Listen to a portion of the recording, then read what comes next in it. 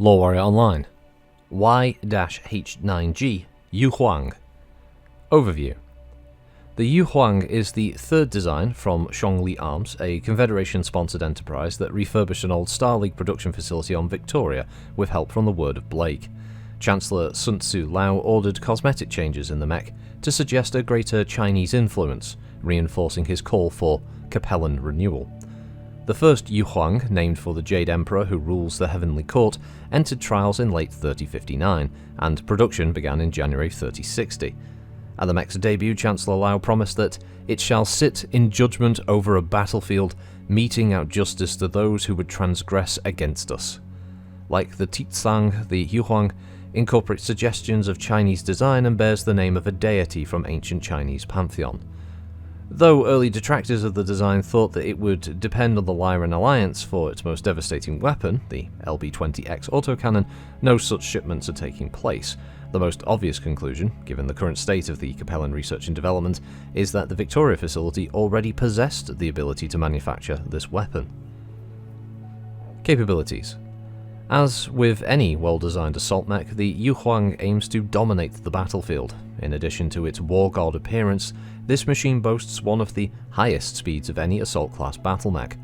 Often overlooked are its Rodan jump jets, which lend it extra mobility, atypical of a 90-ton machine.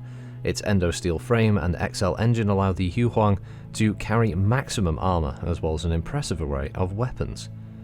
With its PPC and LRM launcher, the Yu Huang can deliver a long-range sting, but is still considered lacking by many mech warriors when compared to other assault mechs. Such negative comments fade, however, after trials began, as the Yu Huang pilots quickly assume an air of invulnerability, shunning covering terrain and relying on speed and armor to protect them as they rapidly close to bring the battle mech's massive LB-20 into play. With 3 tons of ammunition, switching between slug and cluster rounds can bring down even the sturdiest assault mech in a matter of seconds.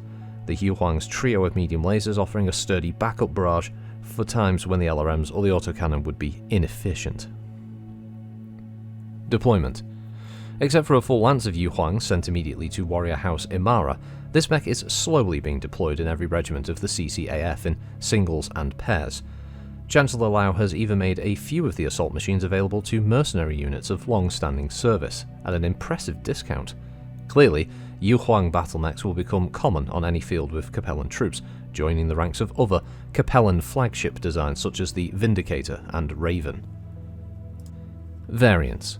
In an effort to bolster the CCAF with this latest assault mech, the Y-H10G was quickly introduced. This variant changes the payload of the mech, relying heavily on extended-range medium lasers imported from the Free Worlds League.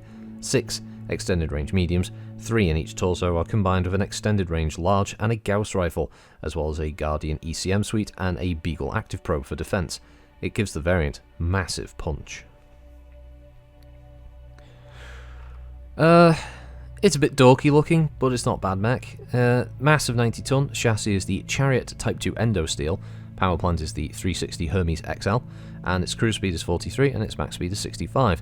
Its jump jets are Rodan 90s, which I'm assuming are imported from Kirita with the Japanese name. Jump capacity of 120 meters. Its armor is Starshell Standard. Its armament then is a standard LB-20 autocannon, a extended range PPC, a Zeus LRM-10, 2 Martel medium lasers, and 1 Raker 4 medium pulse laser. It's manufactured by Zhongli Arms, primary factory on Victoria. Its communication system is the Dianbao Comms, which is standard, and its targeting and tracking are the OP-911 targeting and tracking system. It's interesting that they went with the name Yu Huang. If they wanted like war god appearance, I would have thought they would have gone with Guan Yu instead, given he was actually deified back in the Three Kingdoms era as a god of war, which I thought would have been a better name for a battle mech like this. It suffers from the massive barrel syndrome again on the arms, where they just, I mean, look at, there's a tree there. The barrel on that thing is apparently bigger than the tree in width. Like, it could put the barrel over the tree and the tree wouldn't get crushed. Is that not a bit big? Does that not suggest that the size of the shell that this thing is launching is fucking massive? But, yeah, anyway.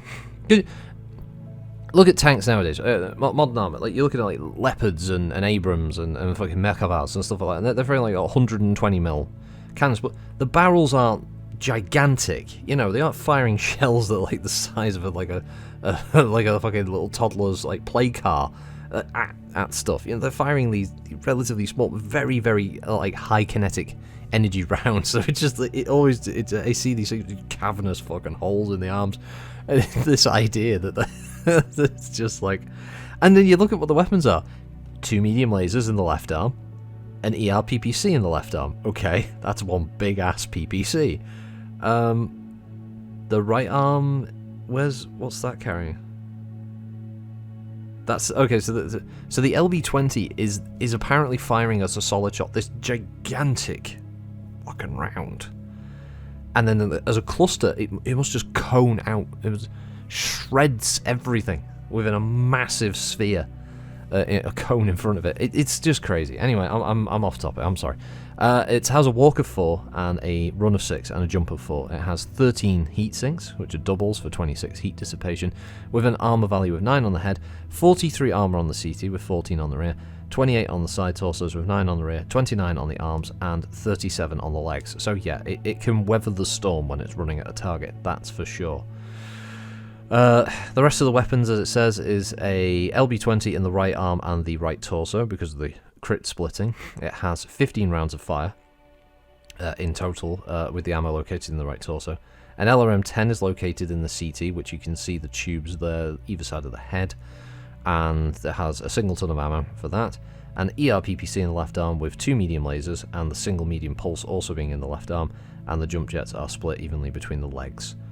Not bad as far as loadout's concerned. A bit disappointing with the artwork. It looks like it's like a big fat dude. It even has this weird like I'm not sure how easy it is to see, but if you look at where the belly button bit is, right, and then you can see that it looks like it has these kind of musculature kind of design around that bit. So it's like it's a big naked dude. You know, who's trying to show off all of his like sweet muscles to you, and he's not doing a great job. It's odd. I don't know. I'm not a fan of this design compared to some of the other Capellan designs that are in there. Like I like things like the Duangung and stuff like that, and the Titsang. But this one's a hard sell. I'm not quite sure what was going on. I guess it's supposed to be big and wide and impressive to give you the impression of this is a mighty assault mech. It's 90 tons, kind of thing. But with the giant weird arms and the funny looking head, I don't know what's going on with the mouth bit on the head. I don't know if that was necessary, as it looks like it's got some kind of Lord Evil thing. Like just does like, puny federated sons, now you will feel my vile power. Like, does it do that kind of thing? The big chest bit, I'm not quite sure what is going on there. It almost looks like it's like a sun design, you can imagine, with the sun rays going off it. I don't know. I don't know what any of that is for. It's odd. It's just not visually a very good design, but stat-wise, it's very powerful. Maybe it takes the enemy by surprise by obviously looking shit and then being absolutely terrifying in a fight. Who knows? But that's the Yu Huang, deadly, very well armored and jump capable assault mech, hampered by an XL engine. Obviously, if it goes, the whole thing pops.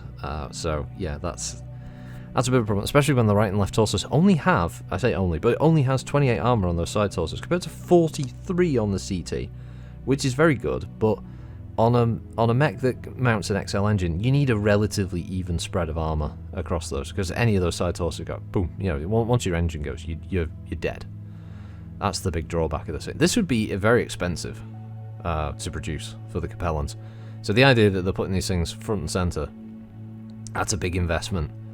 That's definitely not something that they're going to want to lose, for instance. So XL engines are a big problem. It also means logistically, like, opponents need to just target the factory. If you knock out the XL engine production, they can't make any of these things. Because the standard engine is going to cause huge compromises in terms of equipment. So, yeah, logistically, sorry, it's going to be a tough sell. But yeah, anyway, that's the Yu Huang. Have a good one all. Thanks for listening. Bye-bye.